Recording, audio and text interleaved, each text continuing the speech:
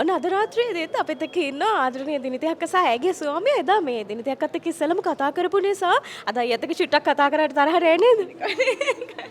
අයි කියන්නකද මේ ආදරණීය බිනිඳ ජයග්‍රාහී දවසක් අද අපි දැක්ක මුහුණ පොතේ පළ කරලා තියෙනවා මේ ඇතිමැනික කියලා. ඒ වුණාට අපිට නම් මදි කියලා හිතනවා. ඉතින් මේ ආදරණීය බිරිඳගේ මේ ජයග්‍රාහී දවස ගැන ඔබට මොකද හිතෙන්නේ? මට තමයි ඉතින් වැඩිපුරම සතුටු හිතෙන්න ඕනේ. මම තමයි වැඩිපුරම සතුටු වෙන කෙනා. මං ඒ කිව්වා වගේම මට මේ ඇති හේතුව අපි විශිෂ්ටතම නිලියට නිර්දේශ වෙනවා කියන එකම ලොකු ජයග්‍රහණයක්.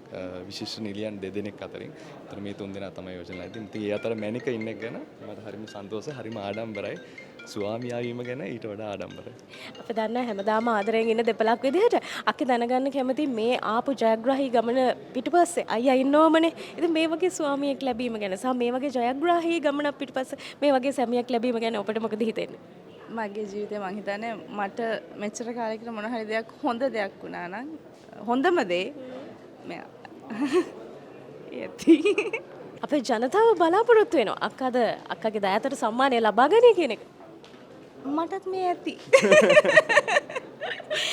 මොන වගේ නිර්මාණ වලින්ද අපිට ඉස්සරහට දකින්න ලැබෙන්නේ? ඉස්සරහට හිරු ටීවී නාලිකාවේ අලුත් ටෙලිනාට්‍යයක් යනවා මාස්ටර් සර් කියලා. ඊට අමතරව තව මූවි එකක් දැන් ෂූට් කරලා ඉවරයි. තව ඉස්සරහට තව මූවි එකක් එන්න තියෙනවා. ඉතින් ඒවා තමයි වැඩ.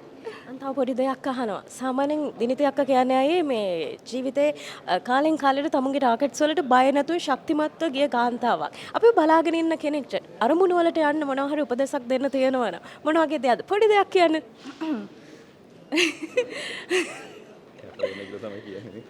බය වෙන්න එපා. කට්ටිය මොනා කිව්වත් තමන්ගේ හිතට හෘද සාක්ෂිය කියනවා නම් තමන්ට පුළුවන් කියලා එච්චරයි. තමන්ට පුළුවන් නම් තමන් කරන්න. බොහොම ස්තුතියි අක්කේ. අයියේ අපිත් එක්ක එකතු වුණාට අද